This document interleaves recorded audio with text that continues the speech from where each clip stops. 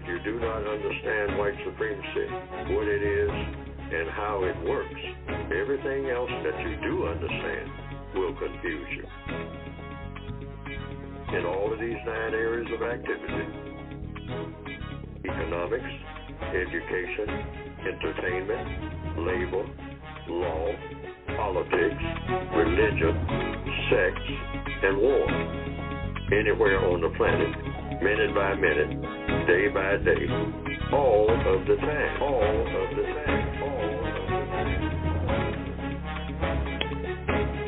All right, good morning and welcome to the April the 11th edition of the Counter-Racist Code Show with Mr. Neely Fuller Jr. I am your co-host, Mr. Bobby.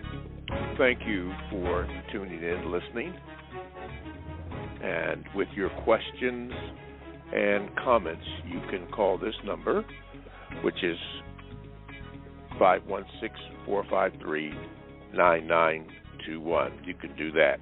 If you are a first-time caller, make sure you indicate to the call screener that you are a first-time caller, and we have something special for you. You could Gmail me at the numero 7MrBobby, B-O-B-B-Y, @gmail.com. And it probably will not be read today, but you can do that anyway, and at a certain point in time, it will be read. And you can also join the chat room if you would like. You can go to blogtalkradio.com. You want to click on programs, and when you do that, you can get the Produced Justice show. You click on that. The chat room is, I think, on the right side. You can click on that, and you are in the chat room. Okay. I think that's going to be it, I think. Let me see here. Yeah, that's going to be it. Okay. So, without further ado, one more thing. The materials that Mr. Fuller will be discussing today can be obtained by going to ProduceJustice.com. All of the, as far as I know, all of the past shows are up there. You can get that. But books and materials are on there.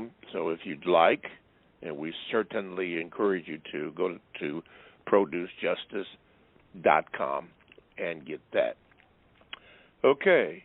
Let me introduce to some and present to others Mr. Neely Fuller Jr. Mr. Fuller, good morning, and how are you this morning? Good morning. I'm still learning. You are still learning. Very good. Okay, for those new to the program, we have a little segment that we call the Thoughts and Expressions on the Mind of Neely Fuller Jr. Mr. Fuller, being the 11th day of April 2023, what is on your mind? Well, somebody wrote a message for me, and it got in my hands, and they said something about there was a lot of squabbling between people on the social media about who should be doing what, where fighting racism is concerned. Basically, that's it, and how to use the code and all like that. That's not the way that the compensatory code is supposed to work. It's not supposed to engender any kind of squabbling among non-white people. I mean, that's what's one of the distinguishing factors. That's out. That just can't be done, period. It's not an organization. That's why it's not an organization. An organization has structure where people they're beholden to each other.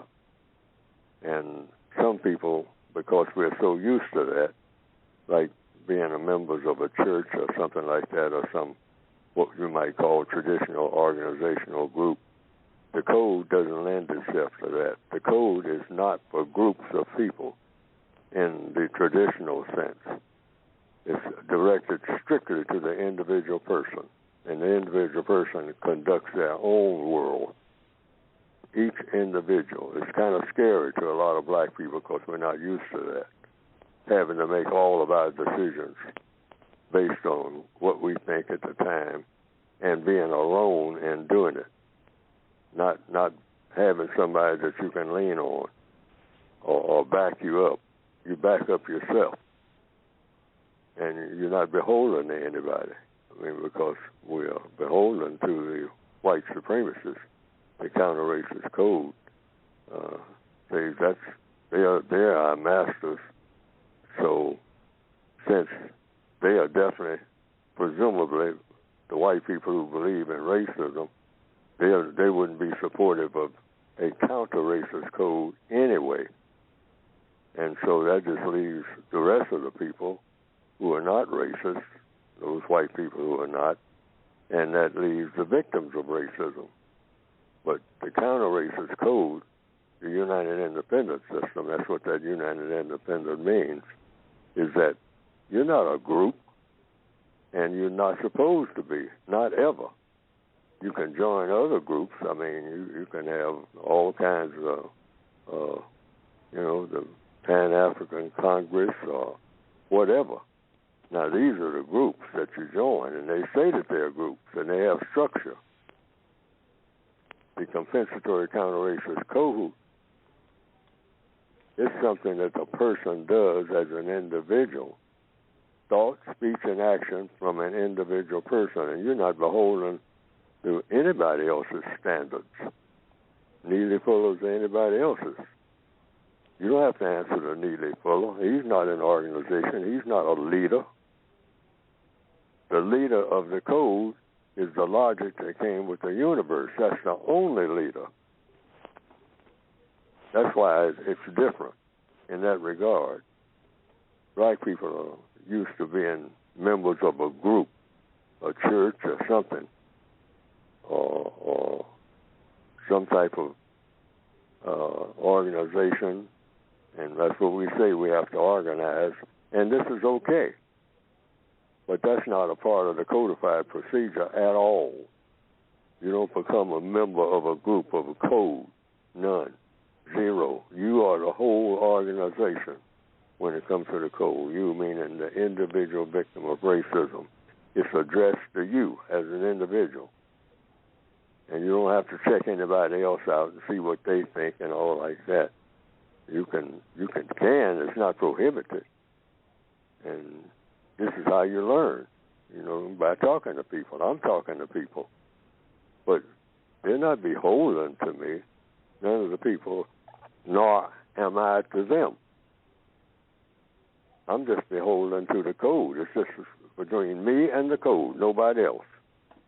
Everything, every move that I make, is between me and the logic that came with the universe. That's it.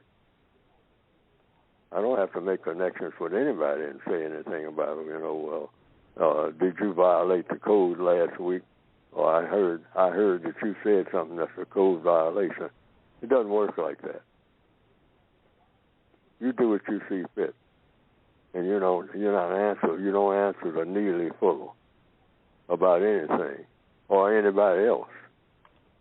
That's why that is supposed to be its power. It empowers the individual. It's strictly between the code and the individual victim. That's it. Nobody gets in between that. And nobody can say, hey, we're going to kick you out of the group. What group? Not any group. It's just the individual victim of racism and a code for getting rid of racism. And it's strictly between the person and the code, every move that you make. It's just two people in that house, just two, or two entities. The logic is not a person. It's the individual person who is the victim of white supremacy and a counter-racist code. There's no other person in there, period, except the individual victim with the code. The code's supposed to work for that individual victim. May not, whatever part is the victim chooses to use, that's supposed to work for that victim. May not work for somebody else down the block, But then that person has to make the choice of what they adopt from the counter-racist code. And is it Neely Fuller's code? No, it's the code of the universe. It's whatever you do and say, whatever works for you. Whatever works. Like a lady called in a couple of weeks ago, and she was talking about using some profanity, and that should be a part of the code. Well, if that's a part of her code, she can do that. But it's supposed to be something that works. What I have written about the code is that it's been my observation that doesn't work very well. It's not the best thing. Sometimes it does, really, under some rare circumstances. But going around name-calling anybody, I have found out from observation that it usually doesn't work as better than doing something else. Name-calling, so calling somebody a name that they don't want to be called. It's not the best way to go about communicating with people. In the opinion that has been, that the examples that I have had presented to me down through the years, the examples I've seen, usually it makes more problems than it solves. Name calling of any kind, calling people any kind of name that the person does not want to be called. It's not the best way to communicate, in my opinion, but that's strictly an opinion, which is all that I really have. That's all the code is about. But it's based on logic. I always say, don't go by what Neely Fuller says. Check with logic. Something either works or it doesn't. But you have to answer to that as a victim of racism. Some people say racism doesn't even exist. Well, then, nothing on this program would apply to them, those persons. And I don't argue. It's not my position to argue and say, racism does exist, and I'm gonna prove it to you, and you got to do it. You better, or you're going to fall out with me. Codification doesn't work like that.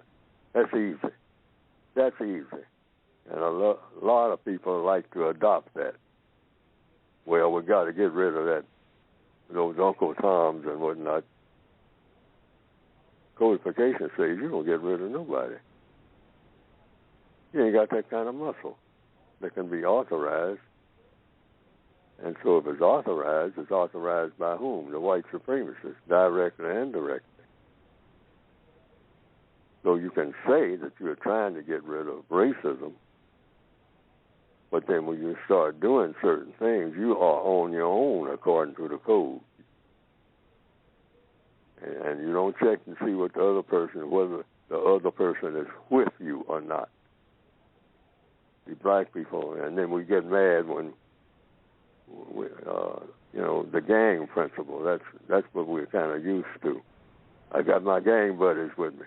We're going out here and take care of business. Why? You get a sort of sense of confidence doing that. That's why it's done.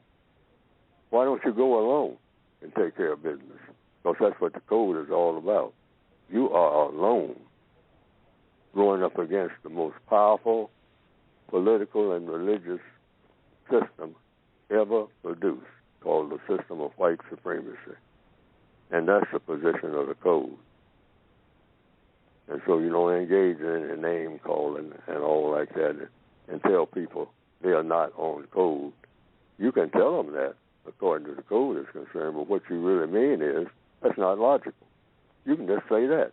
You don't even have to mention code. You can just say, ask a question. Is that logical?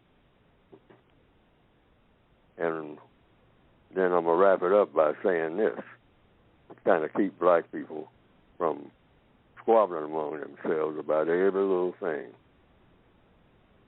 Just ask this one question. Why haven't you, sir or ma'am, solved the race problem? And don't say anything else. Wait for the answer. See where that takes you. See, that's what you call an argument settler question. See, everybody's doing all this talking, including Neely Fuller.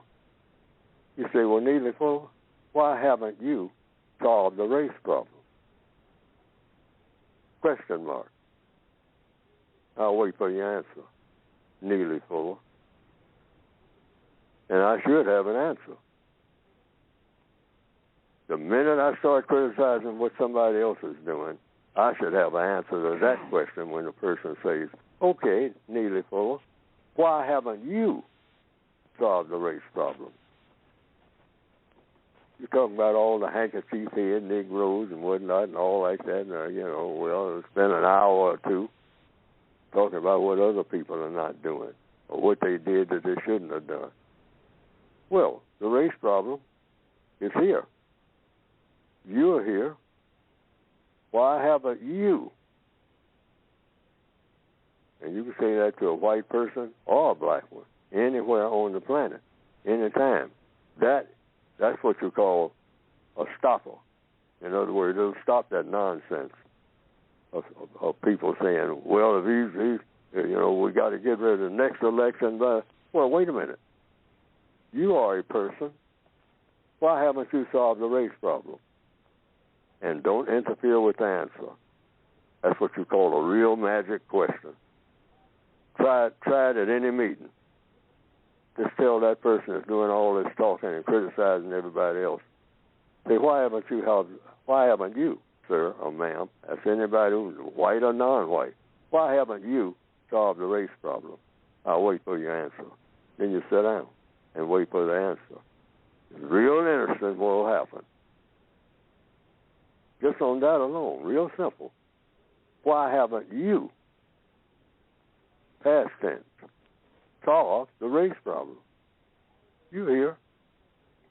You're talking about what all the other people are not doing, could have done, should have done, if this and if that. Why haven't you solved the race problem? Well, maybe they got the same thing in mind, You don't know. But just ask that question. It's going to be real interesting, because we're not moving on until we get an answer to that question. Because evidently, you got criticism for everybody else.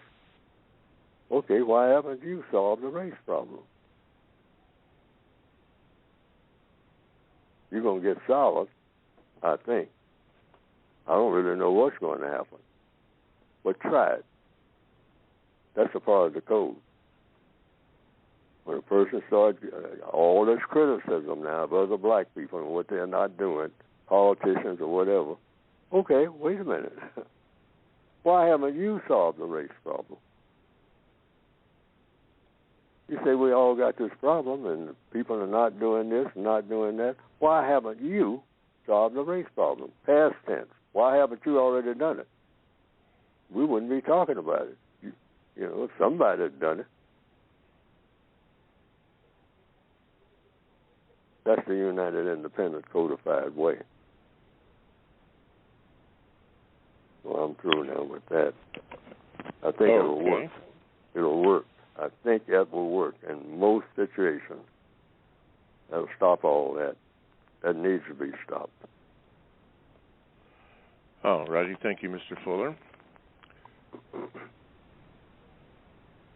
516-453-9921 is the number to get in contact with today's program, being the 11th of April of 2023.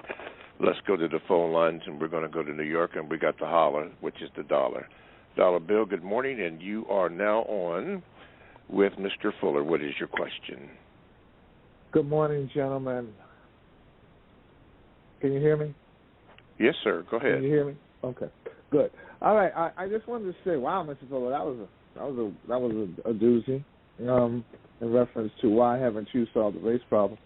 I'm just going to start with this. There's been a lot of talk about abortion and the elimination of certain medication for women to abort a child or not get pregnant. I'll say it that way because abortion means that there is a life already in the body and something is eliminating it.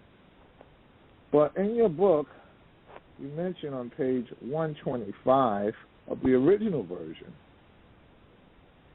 of the United Independent Compensatory Code System concept that you say, do not speak and or act in support of any formal, in quotes, system of birth control for the non-white people of the known universe until such time as the births of all white people come to a complete halt.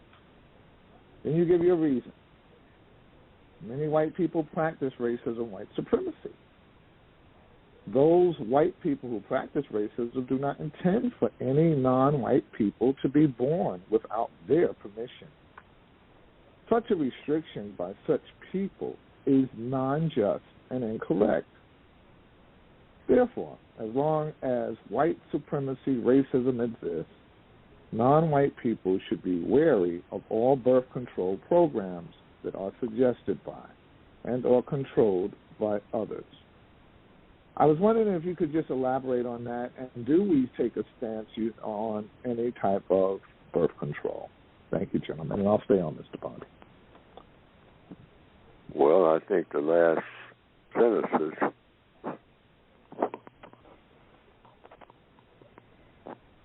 that you referred to in the textbook sums it up at that point, back in 1984.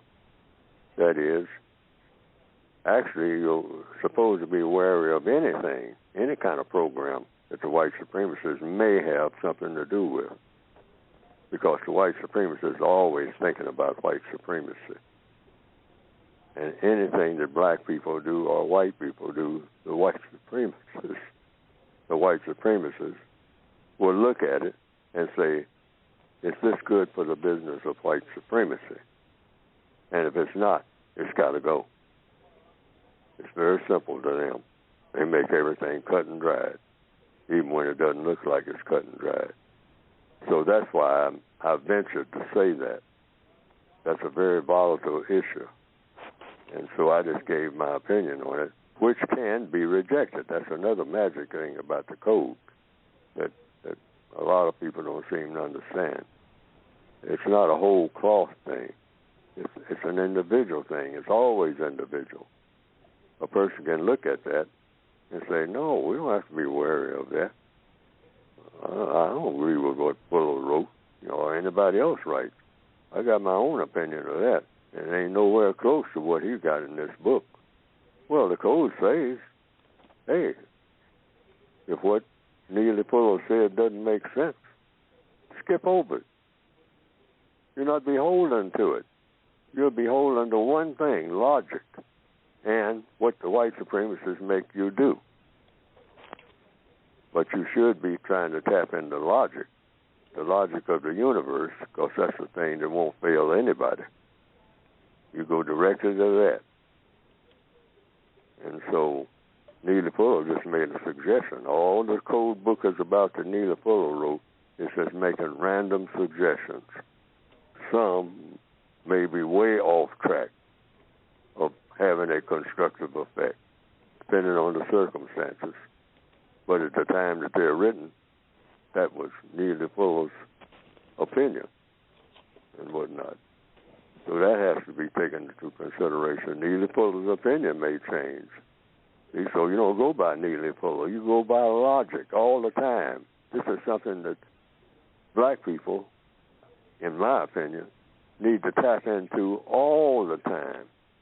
Don't rely on nothing else but logic. Neely Fuller makes huge mistakes. And I don't know of anybody who doesn't make mistakes, including white people. So you always go to logic. Logic is in the universe, and it doesn't fail anybody. Logic does not fail, period. That's why it's called logic. You do certain things, you're going to get a certain effect. That's absolute. That's mathematical. So that's what you tap into. So when it comes to birth control and abortions and all like that, people have opinions all over the place, including whomever is having the abortion right now as we speak. They got an opinion. or the person who has decided not to have one. They have an opinion. I'll just give my opinion of the decisions that they made, but it's up to them. And if the person is of color and the white supremacists that they are really beholden to, the white supremacists will step forward and say, well, Miss Anderson, you're going to have an abortion, or you're not going to have one. We're not going to allow you to have one. Why? Because we got control of you, that's why. You ain't having nothing without our permission, including your next meal. Wake up and smell the coffee, Miss Anderson. Talking about the real world. You ever heard of white supremacy? That's the real world, Miss Anderson. So you're not having an abortion. And anything that I authorize, and I authorize them all. So that's it. Whatever we do, we ain't got no business squabbling among ourselves, the victims of white supremacy, about nothing. Because we're not in control of anything. And we know that, even though we pretend we know. And that costs us dearly. We pretend that we're not going to hear that gunshot. I won't take nothing off of nobody. I'm going to jump out of the car and run across that wheat field. The white supremacists say, okay, run. Run, Negro, run. A Negro running, that's a big deal. Well, we got something for you runners, you marathon people. You're going to need it in about 2 minutes to prove how you can marathon your way out of this situation. You think you're going to run across that wheat field and I can't catch you? You don't even know where you're going. All right. Thank you, Dollar Bill. Well, let's do this. You're listening to the Counter-Racist Code Show with Mr. Neely Fuller, Jr., and I am the co-host, Mr. Bobby. To get in contact with the show, you know the numbers, but for those who don't, it's 516-453-9921. When you make contact and the call screener comes on, give your name to the call screener, and if you have a question, press the number 1 button. I would ask you to be brief, but I say that every week, and people violate that. Just like when they send me a Gmail, they violate that by sending me a Gmail that's entirely too long to be read over the air so that Mr. Fuller can understand it. So I may have to cease from asking you to be brief, but we do that so that Mr. Fuller can fully understand your question and answer it in an appropriate manner. You can also Gmail me at the numeral 7, Mr. Bobby, BOBBY, @gmail.com. You can do that, and you can join the chat room by going to blogtalkradio.com. You want to click on programs, you do that, and then you come up with the Produced Justice Show. You click on that, and the chat room is available for you to do that. And occasionally I will read some from there. Okay. Don't forget all the books and materials can be obtained by going to producejustice.com, producejustice.com. Somewhere in this program I will have Mr. Fuller explain about the book. Okay. All right, let's go to Aaron. Let's see. Aaron, you're on with Mr. Fuller. What is your question? Thank you. Good morning, Mr. Fuller. I appreciate all the work that you've done. You mentioned people trying to address, trying to solve white.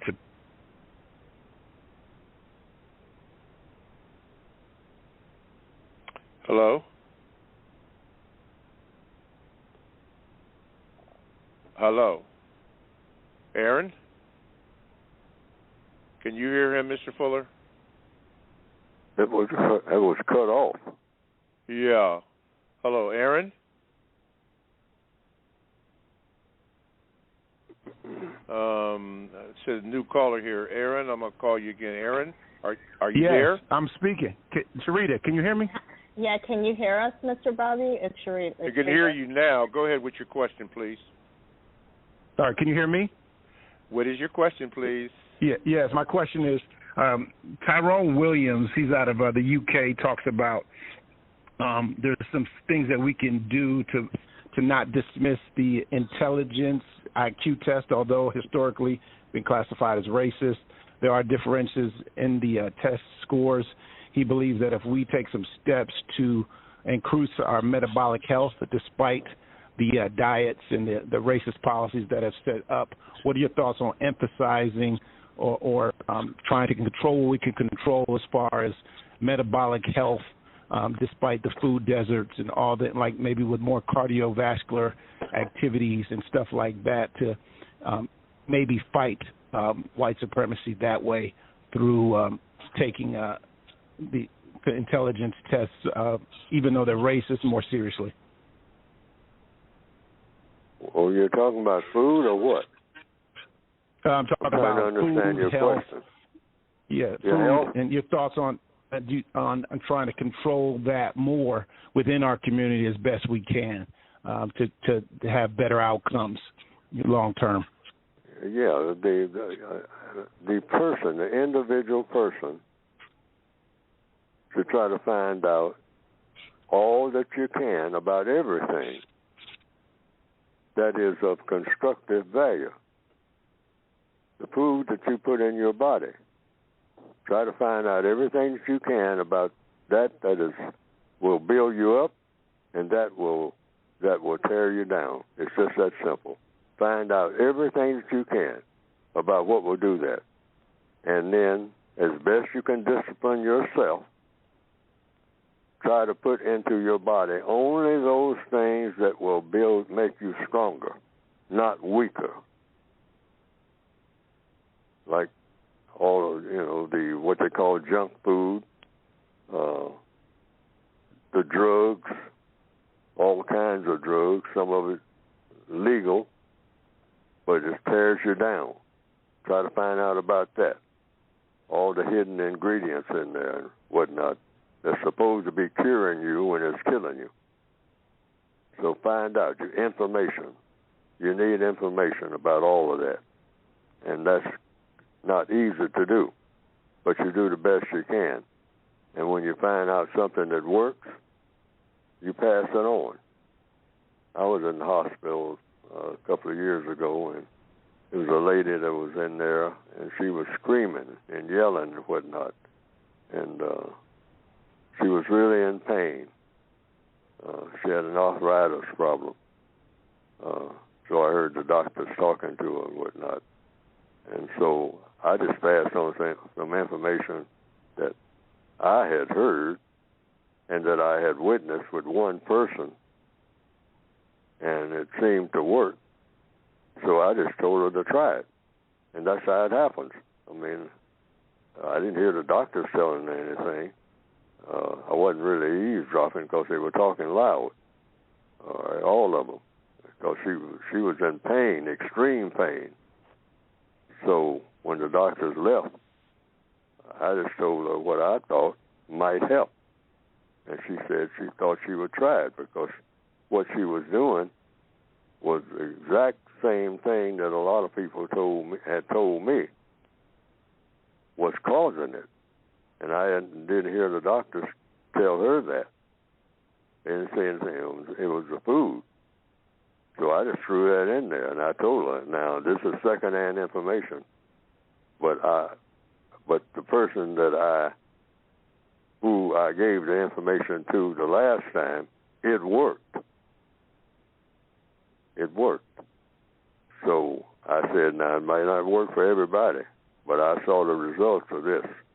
See, that's what I mean by the results. I didn't know whether it would work or not, but I said, try it. It might work. Not everybody's the same. And sometimes there's a lot of misdiagnosis.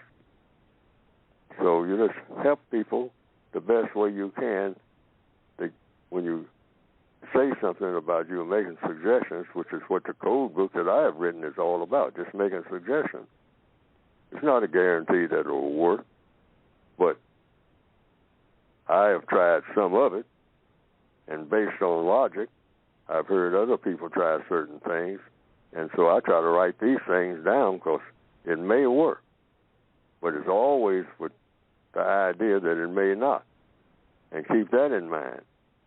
And that is important, too, because everybody has a mind.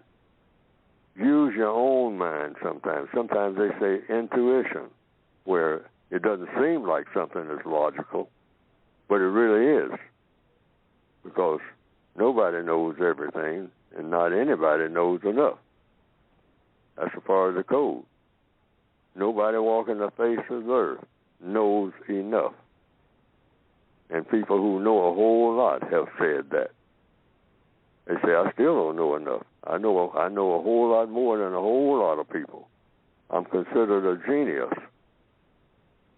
But I'm genius enough to know that I don't know a lot of things that I ought to know. But some so-called geniuses get all puffed up on what they have learned, and they shut down and stop learning. And that's when they begin to die. When you stop learning, you're really beginning to die. That's why I open this program by saying I'm still learning.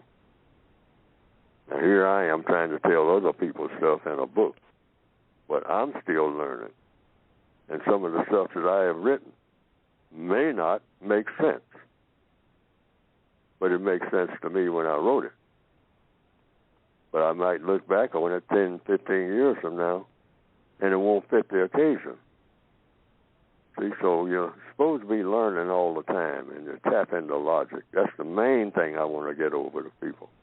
In all of these programs that I'm involved in, is that keep your mind open to new information, because what everybody's been doing, those black people, we fall for that by the truckload. Yeah, that's what everybody else is doing. That's all we've ever known. And those black people who, or white people or any people who have said, wait a minute, does this make sense? Well, everybody says it makes sense. Well, does it make sense? Does it make sense on its own? Not what everybody says. Everybody, individual people are not everybody. And some black people, many black people have said, doesn't make sense to me, and I ain't going to be no part of it. I don't care what the rest of y'all. Y'all can call it, this is what we do in the ghetto and all like that. Well, let's keep doing it, because it doesn't make sense. And the track record shows that it doesn't make sense. It doesn't work. Black people are notorious for finding everything that doesn't work and then do as much of it as you possibly can. Because we're trained that way. We weren't born that way. All righty. All right. Thank you, Mr. Fuller. Thank you, Aaron. Maybe if you Gmail me with the second question, or if Mr. Fuller didn't answer your first question, Gmail me and make it short, and then I'll try to answer or ask Mr. Fuller exactly what you were saying. Make it brief, because when you go in a lot of areas, it's hard for Mr. Fuller to sometimes get to the main point of your question. So if you would try that, sir, I will try to answer that. But thank you for calling, first-time caller, so don't be a stranger. Okay, let's see here. Let me see here. Technology is something else sometimes. John in Houston, you're on with Mr. Fuller. What is your question? Houston, we have a problem. Grand Risings, gentlemen, Mr. Bobby and the elder, Neely Fuller Jr. My VGQ is E pluribus unum. Out of many foreign immigrants, white supremacy has formed one global army to oppress Aboriginal Americans. So my question for the elder is today, Will the production of justice require the entire destruction of evil worldwide? And I'd like to hold to listen to the answer. Mr. Bobby, have a wonderful morning. Okay, thank you. Mr. Fuller? Yes. The destruction of any type of mistreatment of people is what the goal should be, the tentative goal. And then the replacement of that will be what the code calls universal man, universal woman, not just strong black people in the ghetto. That's real short-sighted. Ghetto glorification is what the code calls it. I'm not trying to glorify what we call the black community. We want black people who can go anywhere, any time of day or night on the planet. Every black person, envision that. That's vision. Each individual black person can go anywhere, anytime on the planet, day or night, and function with maximum constructive results. I mean, be known to be a problem solver. Here comes, you see a black person coming, say, oh, here comes somebody who can solve problems. Suppose we were known as that kind of people right this minute. Boy, you're talking about wonderful. Oh, is that a black person coming down the hall? Oh, y'all were talking about all these problems and whatnot. Well, the problems are going to be solved when they get here. They don't fool around. They used to be the worst people in the world for solving problems. They used to make problems. Everybody would see a black person, they say, here comes trouble. Here comes somebody who's going to make a problem because they don't know nothing about solving one. And now it's been flipped. They have become tenacious about solving problems.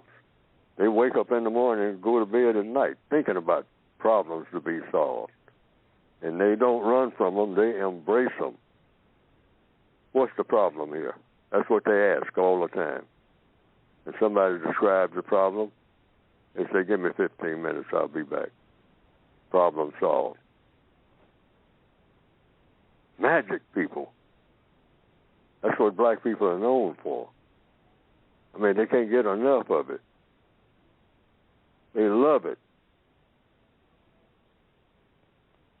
Problem solved. We got some dark-skinned people. It used to be just the opposite. We have to go and clean up their mess. Because that's all they know how to do is make one. A mess of some type. Now suppose, in answer to the question, yes, these are the type of people we want us to be. And none other than that. And have that type of mindset, because everything starts with the mind. Just say, I ain't doing nothing that's non-constructive, starting with this very minute. I talked about that last week. Each day, this day, constructive results. That's just 4 words. When you start talking about people of color, particularly people who have the label of slaves, black people, troublemakers. No. They've made a huge change. Not just little driblets here and little driblets of that. No. Hey, when you start talking about black people, you're talking about problem solvers. Boy, they are out of sight, notorious for that. They can't get enough of it. Suppose we had that rep now. That's the rep we should be trying to get from now on, starting with this minute. Okay. From the Gmails, this is from April, one of 3 questions, but we'll just do this one. Number 2, it says the transgender LGBTQ and pedophilia agenda. She says, a black basketball player, Dwayne Wade, and his wife recently received the NAACP Image Award for promoting their son's desire to become a woman at only 15 years old. Mr. Fuller, how does this fit into the racism, white supremacy dynamic? To the extent that the races has anything to do with it, and the assumption according to the code is that the racists, white supremacists, have the final say in anything connected with non-white people of the planet Earth here in the year 2023. So anything that the racists have anything to do with and that they're promoting or allowing to happen on a significant scale is to make the system of white supremacy stronger. That's the logic. So that's exactly what they're doing with this. That's the logic. And the textbook talks about that at great length. This balkanization of sex, the scatter sexualization, all kinds of terms you can have for it. And the code takes the position that all of this, every bit of it, I've come up with all kind of names for them, many of them, and the code book itself. You can call it fake sex. You can call it infinitive sex. You can call it omnisexual. You can call it oblivion sex, anti-black sex. All of these alternatives, so-called, are highly suspicious of crippling, and I even call it what it is, cripple sex. All of this is to cripple black people. Sex is very important. The white supremacists understand that if you can control people's minds, because that's where it all starts, when it comes to sex, and steer it in the direction, that mind, that you want it to go, you got that person in all areas of activity, locked up. Economics, education, entertainment, labor, law, politics, religion, and war. It's easier to control a person in all areas of activity if you just control them in just that one. Sex. Sex is very powerful. So you steer it in the direction that you want it to go. And you can steer that person in everything else with great ease. You don't have to go through a whole lot of changes. In economics, in education, how that person will want to be educated, because they've already been led into a type of education where it's going to be a lot of confusion when it comes to sex. And the white supremacists strive on confusion in any area of activity. But if they learned a long time ago, if you can confuse people when it comes to sex, you got them.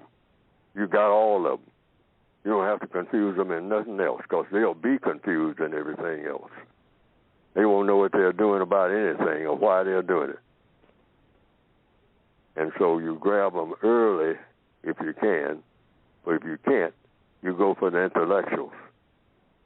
And they have done that just about worldwide. That's almost a done deal. And the white supremacists now, they have decided that they can just sit back and relax. Because they say, we got these black people so confused when it comes to sex. They got no idea what hit them. They got no idea of what we're doing. They think this is something that they invented. And that goes to show you how stupid they are. And they're just grabbing it. As we were dumping all this garbage out here, and they're just grabbing it. Like it's a new type of drug, which it is.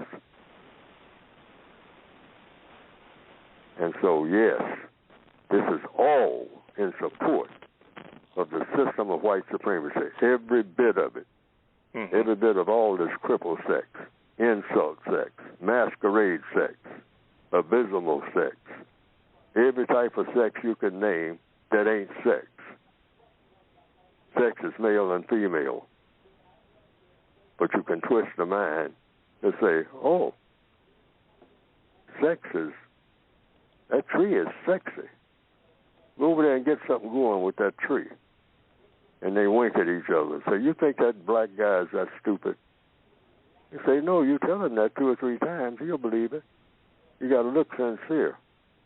They go over there and do something with that tree, Amos. Do something like what? Cut it down with a no. Have sex with it. Amos, don't you know that's the latest thing? No, I ain't heard that. I want to be up with the latest thing. So I'm going to take out my phallus and go over there and see what I can do with that tree. And the white supremacist said, boy, I didn't have any idea that these people that we have trained are that stupid.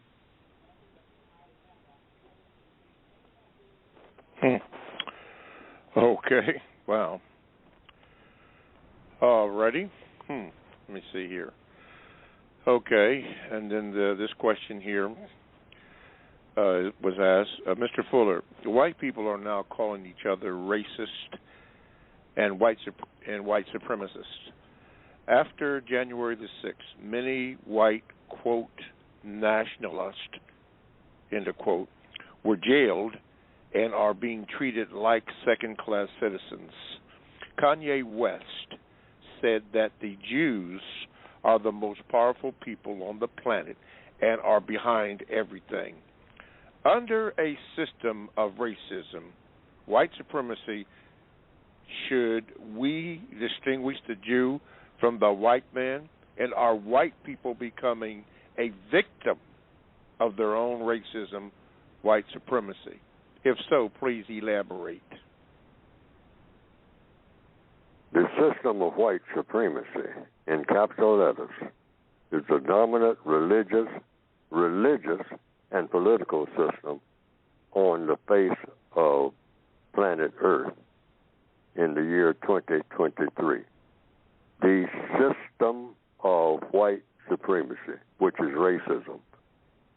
Racism and white supremacy are one and the same. There's no other form of racism, period. None. Can't have two supremes unless you're talking about a singing group or something like that. The system of white supremacy is the most powerful system of government on planet Earth, period. Of all the different types of so-called government, these are just words kicked around. There's only one government on planet Earth in 2023, and that name of that government is the system of white supremacy, which is racism. Just one. And if you mention something like socialism or Judaism or capitalism or liberalism or colonialism, you're talking about white supremacy. That's all you're talking about. Just different words to mean the same thing. And keep that in mind, because that's the codified position. If a person hasn't taken that codified position, then my book is of no value to that person, most likely. Because the premise is one system of government, just one, just one, just one. And the name of that government is the system of white supremacy, not Americans, not Africans, not Asians, at all, period. Not Christians, Jews, Muslims, Buddhists. The name of the world government, talking about the world now, that motivates everybody to do whatever they do, is a system of white supremacy. According to whom? Neely Fuller? No. According to evidence and logic. End of story. Okay. End of story. Thank you, Mr. Fuller. have spoken about your book many times, and we need to talk about that right now in the remaining 3 minutes that we have in this section before we have to go to hour number 2. So, Mr. Fuller, speak to your book. Okay, the premise is that there are many problems on the planet. The biggest problem, if you're going to look for the biggest problem, and that would be the problem that causes all the other problems or prevents all other problems from being solved, is the system of white supremacy, a system of government that means what? You mistreat people and dominate people based on the color of the skin of the people. And that is the dominant government on planet Earth in 2023. So the textbook for victims of white supremacy is to get rid of that government and come up with a better government, because there's no point in getting rid of one type of government and the next government that you replace it with is not going to be something better. So you replace the system of white supremacy with the system of justice, which no one has ever done, by the way, in recorded history. All of recorded history. There's never been a time when there was a system of justice in place among the people of planet Earth in recorded history. Why? Because has never been a time when justice dominated the people of planet Earth. Justice meaning what? Guaranteeing that no person is mistreated. So there's never been, in recorded history, a time when somebody wasn't being mistreated. Because that's what you have to have in order to have justice. You have to have two factors. Nobody being mistreated, that's nobody. At any time, for any reason. You've never had that situation. And the second thing is everybody getting the help that they needed when it was needed. It's never happened. But the theory, the logic is, because it can be conceived, and everything starts with the conception, it can be done. People couldn't even think of it if people couldn't do it. That's the way the assumption is that the Creator made people like that. All people. Gave them the potential to think about doing things, and then the people, when they think about it and dedicate themselves to doing it, they do it. Otherwise, they couldn't even think about it. Their minds wouldn't stretch that far. The Creator of the universe, apparently, based on logic, made it that way. So anytime a person says, an idea just came to me, an idea for a computer, like Steve Jobs and whatnot, came up with ideas about computer. So, where do these ideas come from? From Steve Jobs, creator. Where do ideas come from? You can't get them unless they come from somewhere. So people say all the time, all people, I just thought of something. And there's a logical question. Where was that thought before you got it? So it was sent to you at a time when you were supposed to put it to use. That's why it was sent. That's a theory, but it's a logical theory.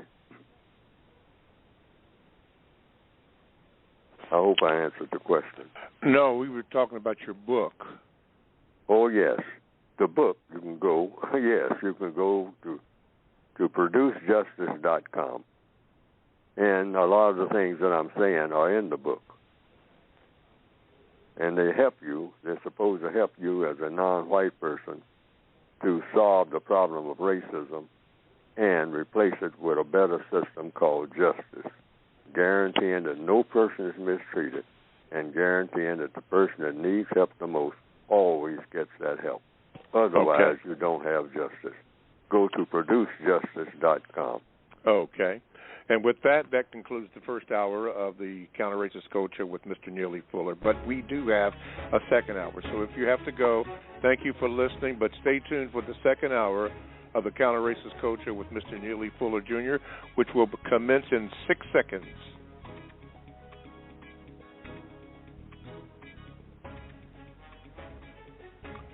All righty, thank you. And welcome back to the second hour of the Counter-Racist Code Show with Mr. Neely Fuller Jr.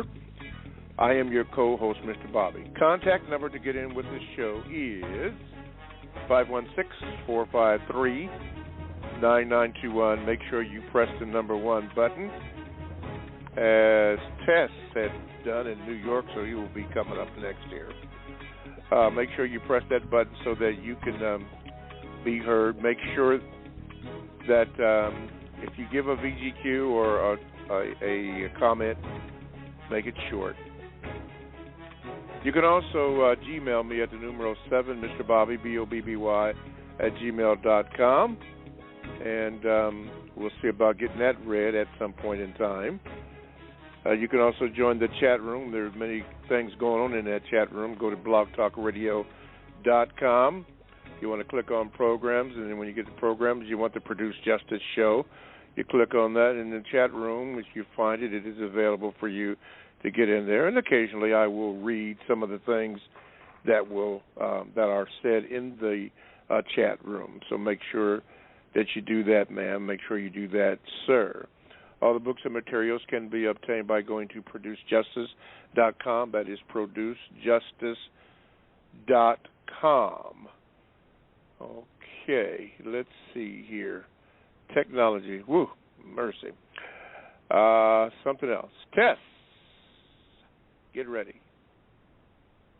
And you are now on with Mr. Fuller. Go ahead, please. Good morning. Over the past few weeks, there has been a dividing situation playing out over the Internet. The problem, as I understand it, is why is a racist suspect female denying this title? I will use page 18 of the compensatory code book as reference. I have also removed the facts of the situation in the essence of time. My questions are, when does a white lady become a racist suspect female?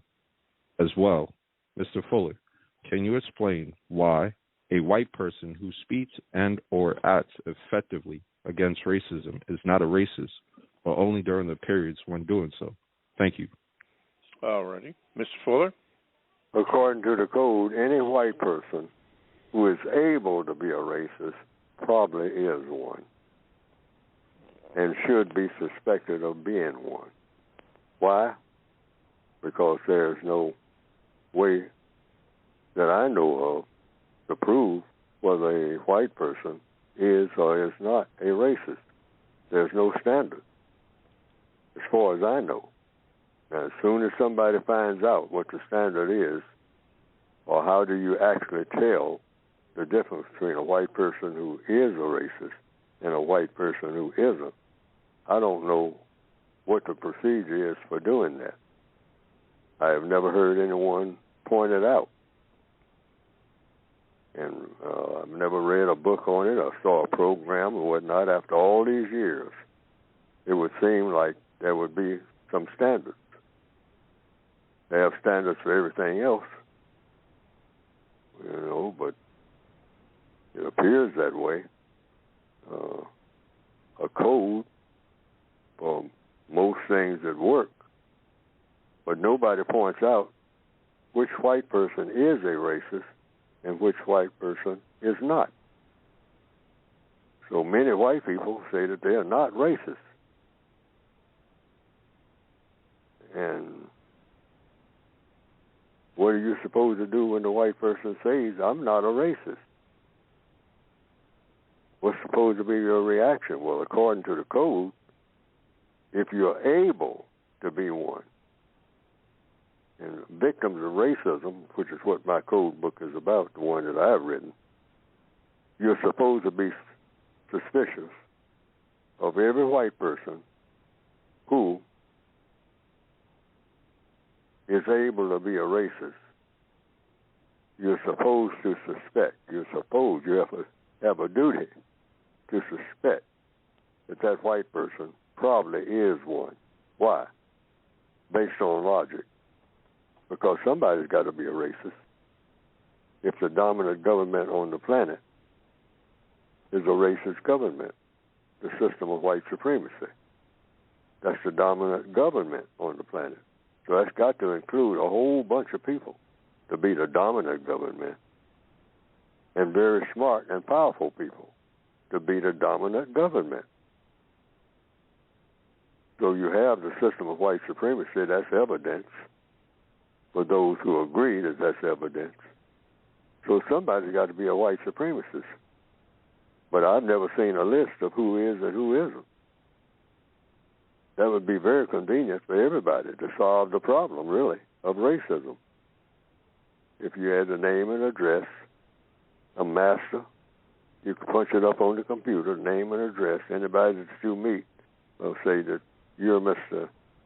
Henry Phillips, and say, yes, I'm Henry Phillips of such an address and whatnot, and this is my picture and whatnot. And suppose everybody could just take out your cell phone and hit a couple of buttons, and his name would come up. Well, Mr. Phillips is not a racist, according to this description. We've run a check on him. He's not a racist. He's okay. Then it comes down to a question, well, who put that in the computer? Is that person a racist? Mm-hmm. See, so, like I said, it's the only thing we have to go by is that somebody's got to be a racist. So since we don't know, you suspect anybody and everybody who is able to be one. The key term here is able. Got to be able. A newborn white baby, going by what? Logic, is not likely to be a racist. And it manifests itself. Because the baby doesn't know what? One color from another. You have to know your colors in order to be a racist. You have to know the difference between one color and another. You definitely have to know the difference between white and any other color. You better know the difference between that. Otherwise, you cannot function as a racist, logically speaking. Mm-hmm. Okay. Thank you very much, Tess, for your call, and thank you for being a loyal listener. Thank you, Christopher in Richmond, and the person in that 301 zip code, please give your name to the call screener so that I can identify you. Okay, Gmail. Mr. Fuller, Dr. Welsing talked about white and black race mixing and stated that it would always result in a black offspring with stronger genetics and darker skin. However, today we are seeing the white skin color dominate that of black when blacks mix with whites. If mixed children procreate with other whites continually, all evidence of the black genetic will be erased. See Henry Gates' Brazil video and rabbit-proof fence documentary.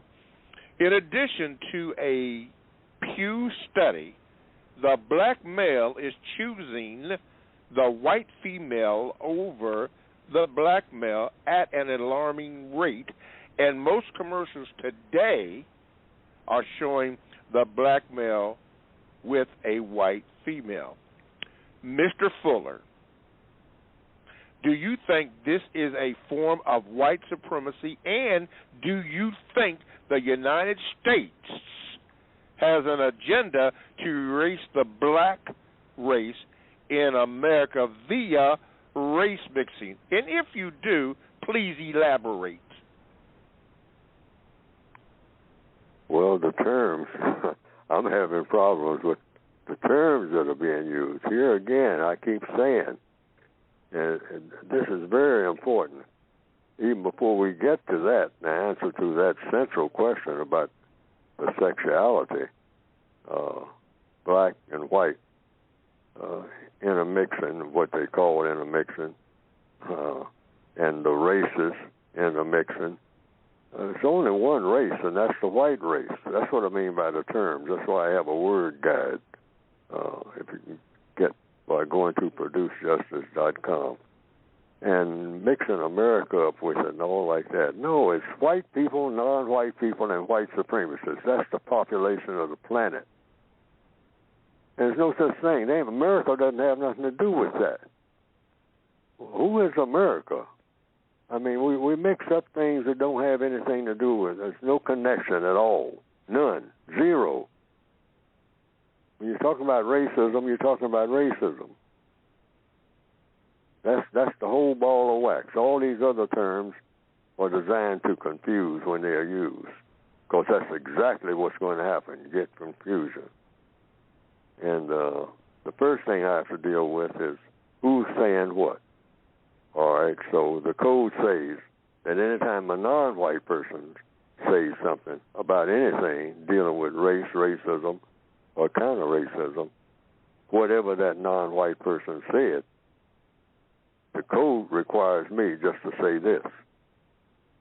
If it's a female, she said what she said. So you have to evaluate that on the basis of what she said and talk about what she said, and you have to talk about it directly or indirectly to her. If it's a female. If it's a male, same thing. That's somebody else doing the talking. Now, if you're doing the talking, according to the code, then you give your opinion. You don't check with somebody else and what they said. You can cite what they said. I mean, you can repeat it and all like that. But the code says you don't say whether you agree with it or not. It just says very specifically according to the code, like I'm being asked about what Dr. Wilson said, even though I knew her and worked with her down through the years. I never touched any of her material, like I don't touch anybody else's material, any of the people I've met. Whatever she says, you have to check with her on that. You have to read more about what she said or in her speeches or something like that. Why? Because that's what the code requires. And why is that? That's to keep me from getting into any kind of controversy with another victim of racism. I don't make comments. I just say what they said. And that's what the code requires me to say. This is what this person said. And I do that all the time with white or non-white people. If I'm quoting Mark Twain, I say I'm quoting Mark Twain.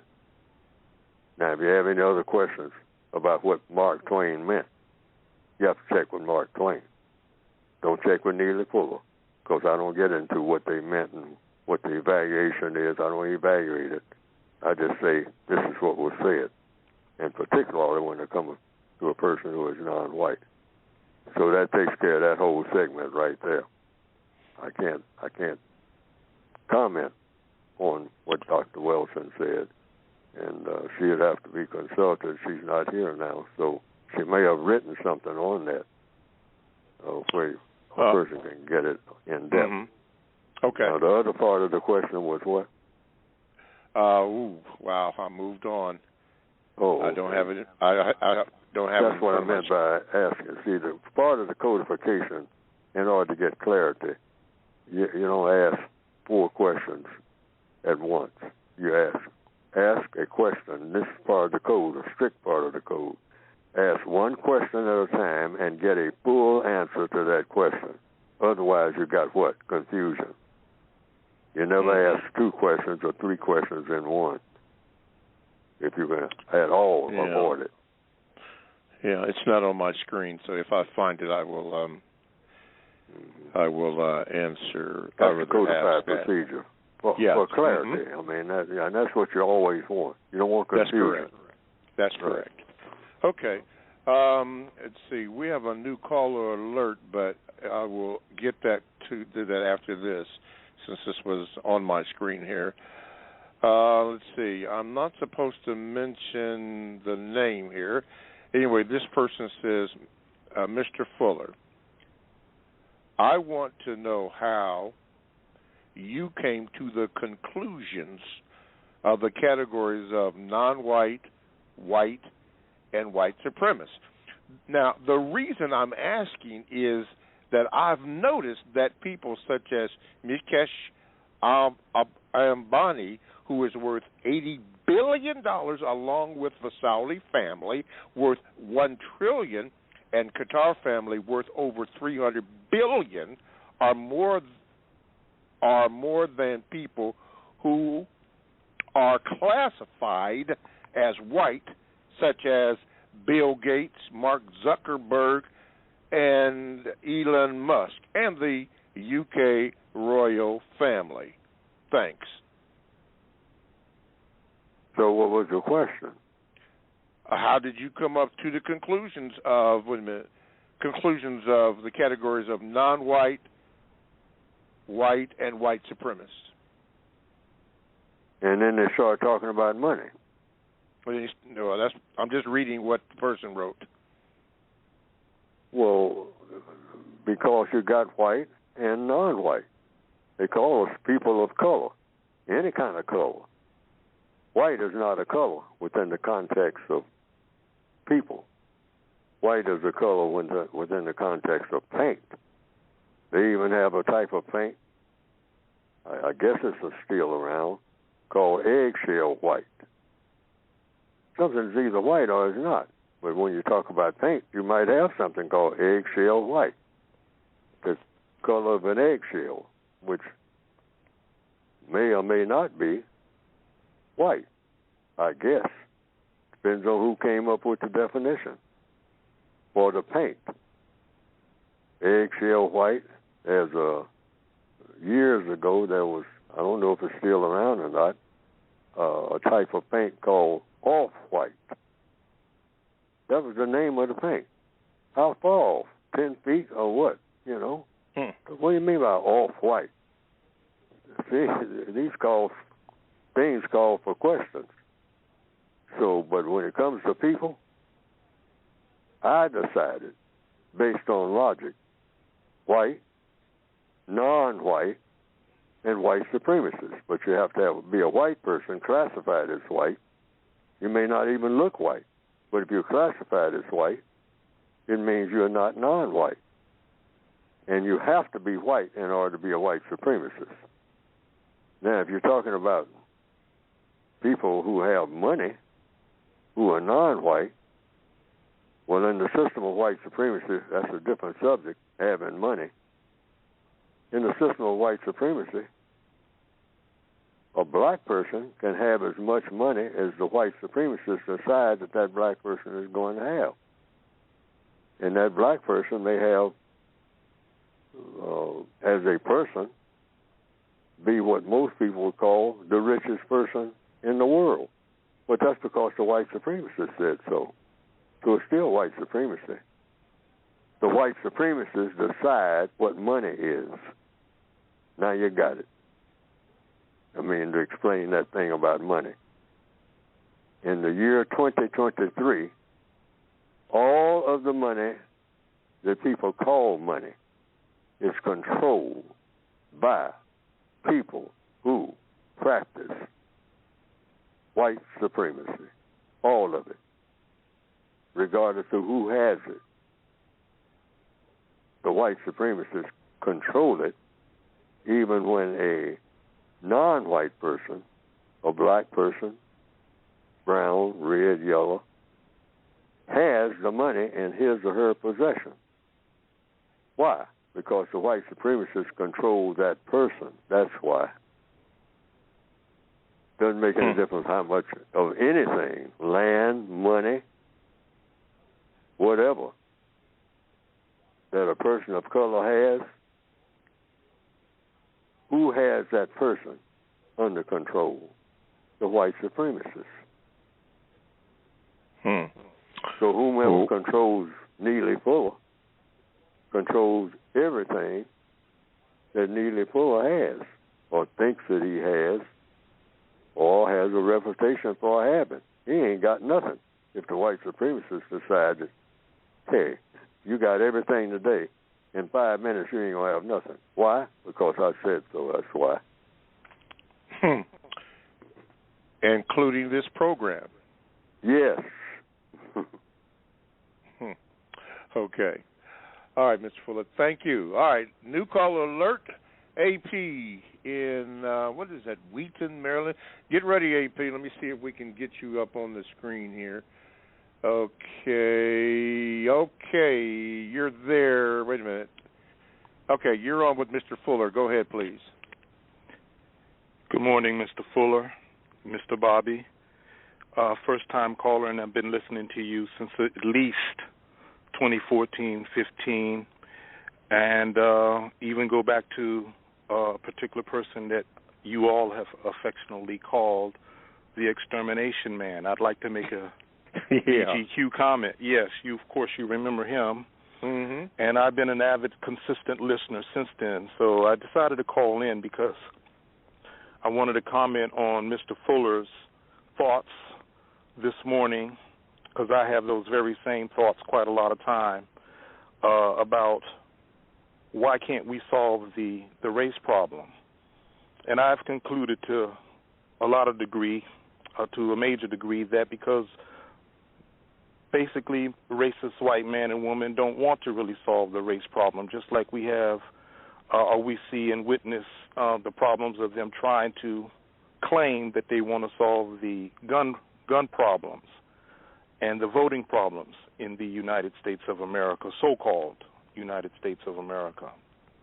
So my VGQ is that you can't change a sick mind if one chooses not to want to change a sick mind, or this mindset of thinking that it's okay to just do what you do and be an impediment towards producing a constructive result or really getting to the root of solving the race problem.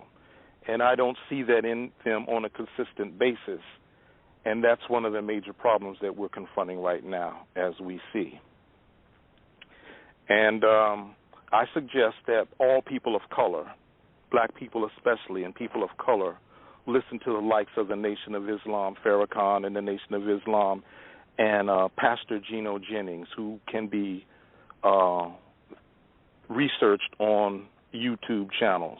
Usually they diagnose and analyze the problem very well, in my opinion. Now, my question is, Mr. Neely Fuller, and it's been addressed a little bit online today, is why do you feel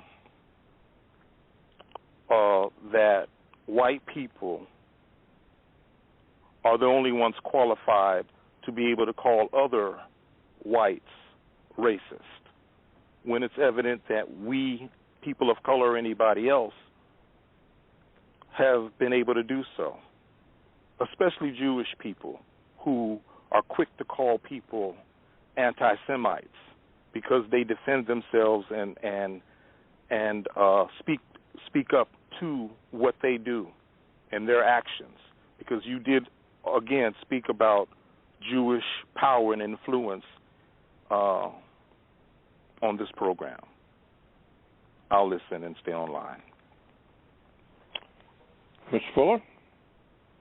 Well, if I get the question correct, it seems like a stretched out question. That's what white supremacy is about. They decide. I make decisions all the time. I'm making decisions now from Neely Fuller's viewpoint. But the white supremacists can come on this program if they want to and say he's talking pure nonsense. Nothing that he says makes any sense at all. And everybody who listens to Neely Fuller is a fool. Now, this should be a white person. Any white person can call in and say that. And they can also say, and I'm going to stop all you people from listening to him because I'm going to fix it so he ain't going to be saying nothing. And they can make that stick. And nobody has the muscle to stop them. So that's the best way I can explain that. But it also explains what I've always been saying. They are the supreme people on this planet. And what a non-white person says about anything means nothing if the white supremacist says it don't mean nothing. And they will let everybody know. So far, this is what they have done. I don't care what you say. or what your opinion is. If you're a person of color, because I don't have to pay no attention to you at all about anything, and you can't make me.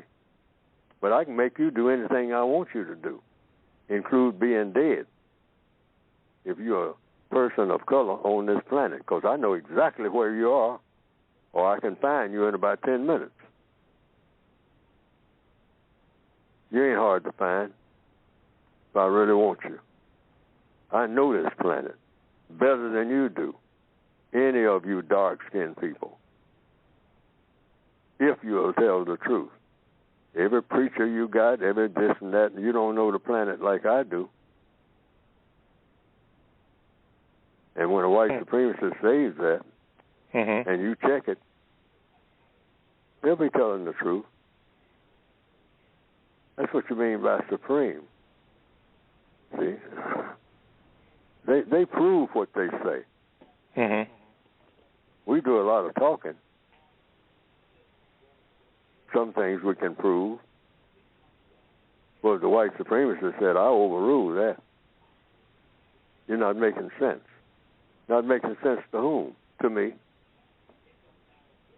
And if you can go forward with whatever it is you want to do, including having your podcast, Neely Fuller, you got to get my permission. You ain't got no podcast of your own. You ain't got nothing of your own, including the clothes you're wearing that you are showing off, that I let you have. Otherwise, you'd be standing there naked, Neely Fuller. Don't forget that, boy. And he'll be telling the truth, or she, if they're white supremacists. That's what I mean by white supremacy. Everything, not some things. And they can prove it. They have proven it. See, they ain't in the process of trying to prove it. We're going around trying to prove stuff. We say that we're the first people on the white supremacist said, yeah, it ain't who's first. You know, everybody can say that they're first. It's who tells everybody what to do now. That's what counts, boy. Haven't you figured that out? What your grandfather used to do and all like that. I know all about your grandfather. I told you that you had a grandfather. You didn't even know what your grandfather was. Wow. Okay.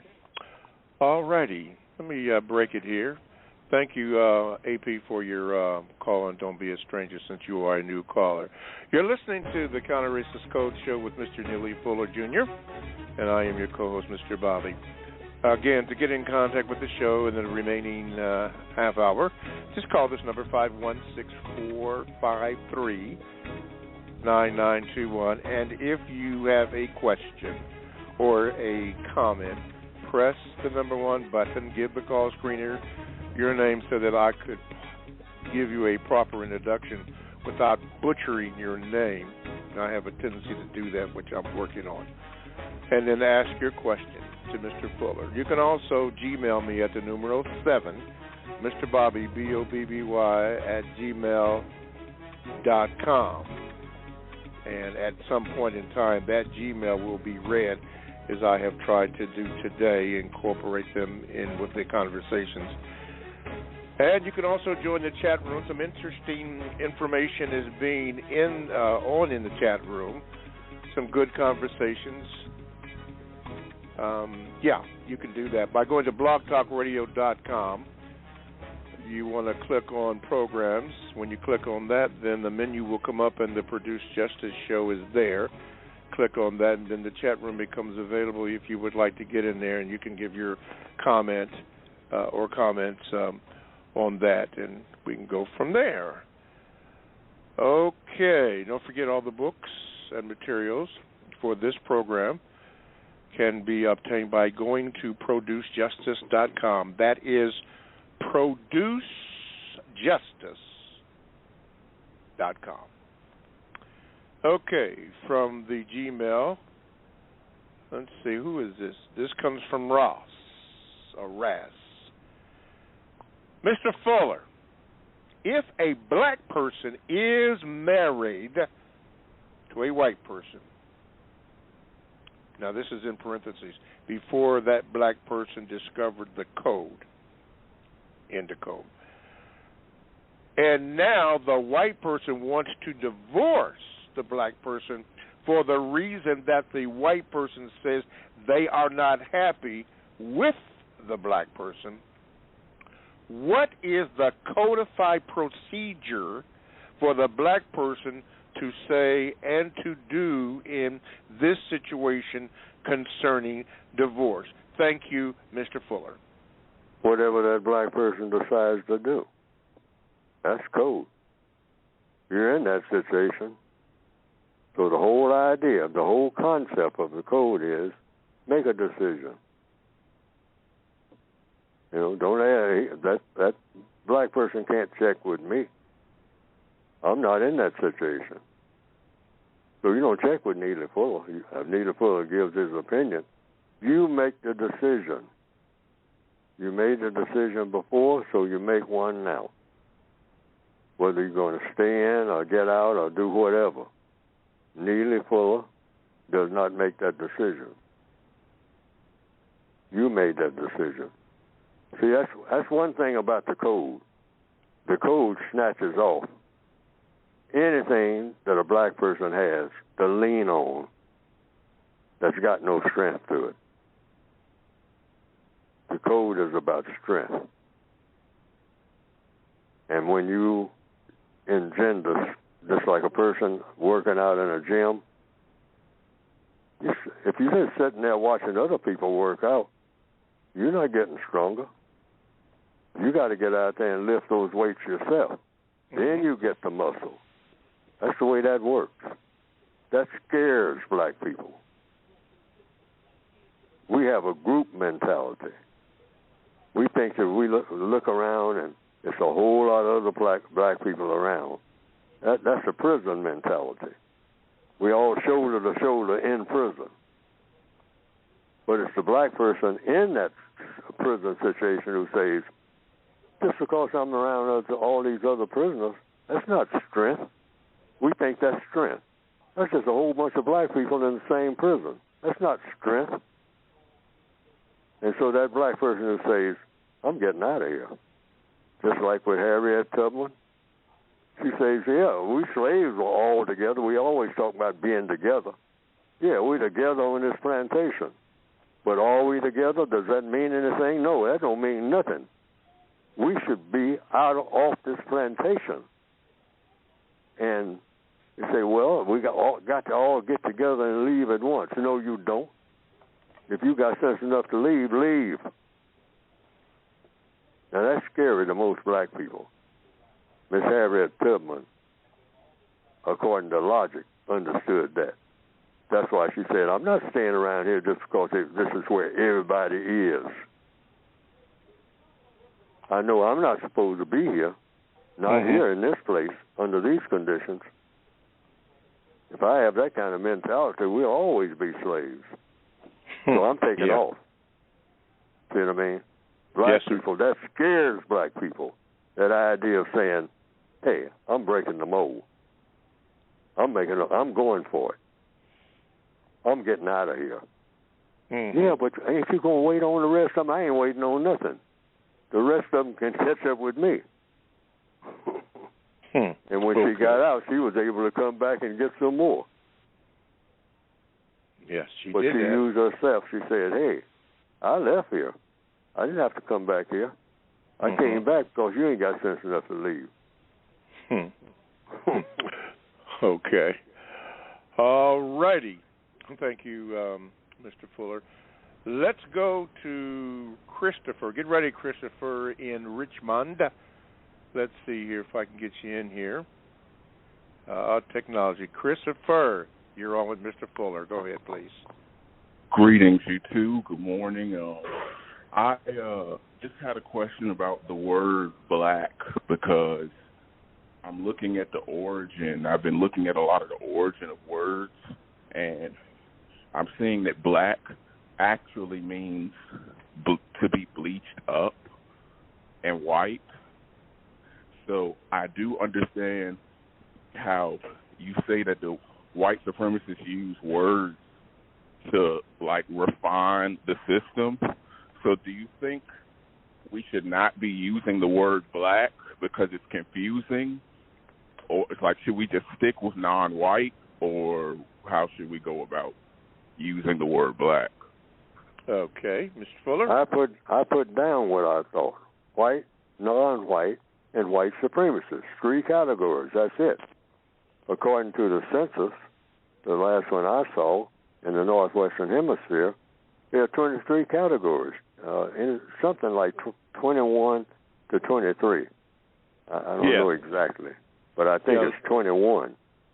And some people say it's 23. And they keep adding. They, meaning whomever makes up these categories. I say it's just 3. Now compare 3 with 21. Just that. That's the last one I saw. It was 21. I counted them. Yeah, Pacific 21 Islanders categories, racial categories. 21. And they got even some called other. Now, what would other look like? This is supposed to be an official category of people. Well, we got some white people out there, and we got some brown people, people of color. We say black and brown, all right, when a whole lot of black people are brown. So it can get very confusing. It is confusing. Yes. All right. But I came up with white, non-white, and white supremacists. Now, other people can come up, just like the code says. You can come up with any categories that you think will work. This works for me.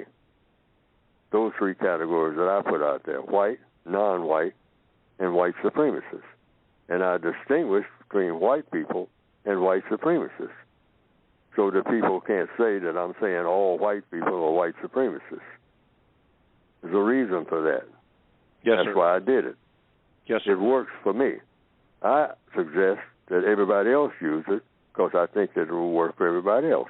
I'm not going to recommend something that I myself use and then tell somebody else to use something else. So I just stick with what I got. And I tell people, whatever you want to come up with. And there are some people who have said, I want that changed. And I say, well, I'm not going to change what I have until you show me a reason for doing so. Because I don't want to be confused. I'm not confused by what I'm doing. Now, any other person, you can come up with any categories that work for you. That's the magic of the code. You do what works for you. Now, the other person say, well, that ain't working for me. Well, then don't do it. I'm not your boss. Do what works for you. And if I look over there and see that it's working for you in a better way that what I'm doing is working for me, then that's when I'll copy it. But that's the codified procedure. Yes, that's how we all learn. Look for what's best. Okay. All right. Thank you, Mr. Fuller. There's been a lot of people that have written in, and even some on this particular podcast that we've been on today, that have used this word, American and the United States. Now, for those who are new, Mr. Fuller, to the program, could you explain to them the use of the term American and your use of and the United States, so that we can be clear as to what you are saying? This is the codified procedure. Americans, Africans, and Asians don't exist. Let's get that straight. Never have existed. Never. In recorded history. Why? According to the compensatory definition. What is an American?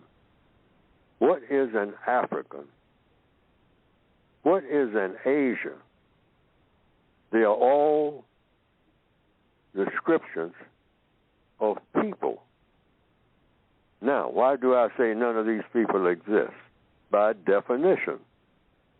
Compensatory definition, which is what I call, what I've written, the compensatory code. which means you're making up for the clarity that you don't have in other definitions. That's what the code is. And in other activities, clarity, focus, purpose. So what is an American? What exactly is an American? We can play with words all we want to, but what exactly is an American? An American is the same as an African. And what exactly is an African? An African is the same as an Asian. An American is the same as an African. An African is the same as an Asian. I call them the 3 A's. According to what? The counter-racist code, that's what. Why? Because it works, that's why. And it's true. Now, this is what Neely Fuller is saying. And I keep trying to say it, and people keep saying what they're saying, and I get confused when they do because I don't know what you're talking about when they say American, unless they are saying, first of all, what an American is, because an American and an African and an Asian are all the same. And what is that same? That's the bottom line question. The same is the same as the word justice. People who practice justice. So since nobody in the system of white supremacy can practice justice, there are no such people as Americans or Africans or Asians. And what is justice? Guaranteeing that no person is mistreated and guaranteeing that the person that needs help the most gets the most constructive help. Nobody on this planet guarantees that or ever has in recorded history. So there's never been an American, there's never been an African, and there's never been an Asian. So if you don't have an African or an American or an Asian, what do you have? What do you call the people who are moving around every day and all like that? You call them people, and if you put any other label on them, it's white, non-white, and white supremacists. These are the only significant labels. And all that other about African and Asian culture, then it gets into a thing about what's culture. Culture is whatever you're doing at the moment you're doing it. If you're paddling a canoe, that's your culture. As soon as you get out of that canoe and start walking across the land, you're now a pedestrian. You're no longer a canoe paddler. They say, yeah, but you know, before you got to the land, you were in a canoe. Yeah, but you're not in that canoe now. So you're talking about culture. Culture is what you're doing at the time you're doing it. That's all. That's culture. If you're killing somebody, that's your culture. Hey, well, that's, you know, we black people, we didn't have, you know, before white supremacy, we wasn't killing each other. Oh, yeah? Oh, yeah? Is that true? Is that true or false? Black people weren't killing each other before white supremacists. Where did you get that information? Because I'd like to know it. That would be a real bonus for us since I'm classified as black. Black people didn't do no killing. They didn't mistreat each other. Wasn't no mistreatment. When was that? When was that among any people? So what's the point in bragging about being Asian or African or American when none of these people have never existed? Because all of these people have allowed people to be mistreated or was in the process of mistreating them. That's the logic from the code point of view. That's why I tell people, stop talking about you proud of being black. You didn't have nothing to do with it. That's number one. You woke up and you were told that you were black. You didn't even know it till somebody told you, your mother, your grandmother, or somebody who was around. You didn't know nothing about it in the womb. You didn't come out of the womb saying, I'm black and I'm proud. You came out screaming for help, like everybody else on the planet. Come into this world screaming for help. And that's exactly how you're going to leave here. Okay. See, that's what I mean by being able to think. And that's what I'm trying to do, being able to think. Think outside the box. That's yes, sir. I didn't make up that cliche, but that's an excellent saying. Because black people, boy, we love thinking inside of a box. That's why we love to go to prison. Do our high-powered thinking locked up and talk about one of these days when I get out. Should have thought about that before you got in. Yeah. Pretty good. I like that one. Okay, from the Gmails. John says this, Mr. Fuller, I live in Justice, Illinois,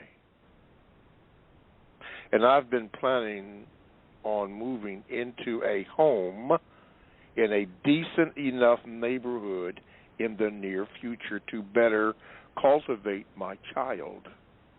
Mr. Fuller, what are the signs of a, quote, good, end of quote, neighborhood about to turn into a bad neighborhood? Whatever the signs are. Are you comfortable? What are you looking for in what you call a neighborhood? What are you looking for? That's number one. When you go to an island that's uninhabited, what are you looking for? There's no people there. So what are you looking for? That's the main thing when you go from one place to another deliberately on your own. What you got to know what it is you want. Like page 171 and 172 is about wants. Everybody wants something. So it comes down to, you don't have to ask somebody, what do you want? You ask yourself that. What do I want? You say, well, I want peace and quiet. Okay, what is peace and what is quiet? Do you want it in a cemetery? Say what it is you want specifically. Know what you want before you make a move. Find out what you want. And you say, well, I don't know what I want. Well, now, that's the first step. I've heard a lot of people say that. I said it. I don't know what I want to do. Well, before you make a move, sit down and do some thinking. And don't make a move until you find out what you want to do and why you want to do it, how you plan to do it, and what do you expect the constructive result to be. So that applies, those 4 questions apply to what's on page 171 and 172. You start off asking yourself that, and then you ask everybody that you ever come in contact with those 4 questions. The answers to those 4 questions will take everybody on the planet exactly where they need to be. Okay. The answers to those 4 questions on page 171 and 172 in the 2016 edition of the textbook for victims of white supremacy. Oh, okay. All right, another question. This is from Barry in Oregon. Mr. Fuller, at any time in your life, have you ever wished you were a white man? Sure. Oh, yeah, that's one of the first things I learned. Why? Because there's benefits. I was just thinking about the benefits. Once I learned about racism and all like that, I got to do this and got to do that, and they said that white folks don't have to do nothing except what other white people tell them. Okay? But if it's strictly among white people, when it comes to dark-skinned people, they don't have to do nothing. And you can't make them. That's what white supremacy means. So I say, I would be supreme if I was white. I would be telling people what to do, and can't nobody who has got color in their skin tell me nothing. And I got to do it at any time, anywhere. And I might have to do it temporarily because ain't nobody like somebody, and somebody means somebody white around. But once I get white people around and they're aware of my situation and I don't like my situation, they'll tell whomever is black is causing me to feel any kind of pain. They will take care of that. It's called white supremacy. So we're taught at an early age, that the king and the queen, they are supreme. Mm-hmm. They have everything. Everybody else got to beg. So we were taught. We used to brag about it, and some of us still do. Brag about being kings and queens. Mm-hmm. Yeah, but when still the when the white supremacists come around, all that goes out the window. There's still a lot of dark-skinned people on the planet now that call themselves kings and queens until the white supremacists come around. Yeah. And all of a sudden, they are nothing. They're riding around in those limousines and whatnot. Where do those limousines come from? The white supremacists. Or like you that still man be barefoot with your king and queen self. Yeah, like that man said in that movie, I got your king right here. I didn't see that movie. Yeah, I'm just thinking about, I forgot the name of it, but anyway, he was pointing to himself. He was a white dude pointing at it. Anyway, going to the Gmail. Hey, listen, those of you who are calling in late, hey, give me your name. Get the call screen your name. This is from Ashley. Mr. Fuller, my question, Mr. Fuller, is what do you think black people's relationship with the Creator or God should be? Do you think it is important to tap into spirituality to replace the system of white supremacy with justice? Sure, when you use logic. The Creator gave us a thing called, logic. Mm-hmm. Logic means you do things and you get a result. That's all logic is. If I pick up a penny off of a desk and put the penny in my pocket, the penny is no longer on the desk. The penny is now in my pocket. That's logic. I picked it up because that's a procedure. The penny would just sit there. It would just sit there and sit there and sit there. But when you reach and get it, something happens. The penny is now on your fingertips. And you take it and put it in your pocket or purse or wherever, and now it's gone from the top of the desk to, by way of your fingertip, because fingers are made to pick up things, like some objects, and you can just use a couple or maybe 3 of your fingers that are designed to pick up things like a penny. And you can pick up that penny, and put it in your pocket after you make the pocket to put it in, or somebody makes it. And that's what you call logic. How did you get the penny in your pocket? You took it off your desk. How did you take it off the desk? With your fingers.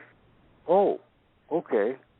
So when you do that 2 or 3 times and you see that it works, that's what you do consistently. That's when you have a code. But where did you learn to do that? Well, wherever you learned it. Probably don't even remember the first time you picked a penny up off of a desk. But you might have done it sometime. Okay. You might have never done it. Picked a penny off of a desk. But that's the procedure. Yes, sir. And in answer to the question, the Creator of the universe gave you a thing called logic where you can do things like that. And how can you do things like that? Because you learn. Gave you the ability to learn. So that's all it is. You learn how to do things. Okay. Black people need to catch on to that. how to do things that work and stop doing things that don't work. That don't work, yes, sir. Okay. All righty. Let's see. CJ, looks like I don't have time for Mr. Fuller to address your Gmail, but hopefully I can get to it next week. But we will go to Chris in Kansas City. Chris, get ready. See if I can get you in the remaining couple of minutes. Go ahead, Chris. You're on with Mr. Fuller. Yeah, Dr. Fuller, you said a few years ago that black people can never be married and that the only thing that we are is just prisoners of war. Can you explain that? Black people cannot be married in the system of white supremacy. Prisoners of war are not married to anybody. That's in their heads. In marriage, you have to be able to protect or do something constructive for the people that you are married to. Interact with them in some type of constructive way. You have some type of options. When you're a prisoner of war, you don't have any options. You got to do what the white supremacists say. We are prisoners of the white supremacists. We are born in prison. All black people on the planet now were born in the prison system called the system of white supremacy. That's the name of the prison. And the color of our skin is our prison uniform. So we were criminals when we were born. Because the white supremacist said, I'm charging you with the crime of being black in the system of white supremacy. That is a crime for which you should be punished, and you will be. Because you're born in my prison, meaning the whole earth is mine. I have jurisdiction over all you dark-skinned people, even when it looks like I don't. That's a part of my ability to put things over on you. I know how to make it look like I'm not in charge of nothing when I'm in charge of everything. But I can have you thinking that you're in charge of something, like a lot of black people think that they are. Oh, I ain't no white folks telling me what to do and I got to do it. A lot of white people, black people have called in on my program all down through the years. And I say, well, don't prove it to me. Prove it to them. Yeah. Yeah. I ain't nobody to prove it by. I'm not no standard. Tell white folks they can't tell you what to do. Then I'll sit up and take notice. Big time. Okay. Hey, thank you, Chris.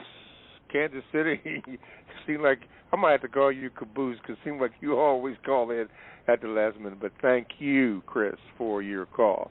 Well, Mr. Fuller, we can just about come to the end of the program, so I need you to speak about your book for, let's see how many minutes. Oh, for a minute because we're getting close here. Go ahead. Yeah, just go to producejustice.com because I can't say everything on these programs, but I'm going to try to leave off with something that I started off this segment of the program with, and that is stop accusing Americans of mistreating black people. Stop doing that. That's not true. Americans don't exist. That's something you should want to exist. Black people should be the first Americans, the first Africans, and the first Asians. In fact, all the people who are called Africans and Asians should want to be the first Africans and the first Asians, because we will be the first people who practice justice, the first people who ever did it in recorded history, in all of recorded history. You're not no American if you don't. You're not an African if you don't. You're not an Asian if you don't. I don't care what you look like or what your language is, all like that. You ain't none of those things if you mistreat anybody. Yes, sir. Okay. Thank you, Mr. Fuller. The books and materials that you can get at producejustice.com, including what Mr. Fuller just talked about. It is producejustice.com. Well, we've come to the conclusion of the program, so we'd like to thank you. Thank you, Mr. Fuller. Thank you for all the calls, the Gmails, everything. We will definitely try to be better the next time by getting better, so thank you. Mr. Fuller, the last word to you. ProduceJustice.com. All right. All that I said about Americans and Africans, that's in the book, too. All righty. All right, thank you, everybody, and hopefully we will see you and hear from you next week. Thank you.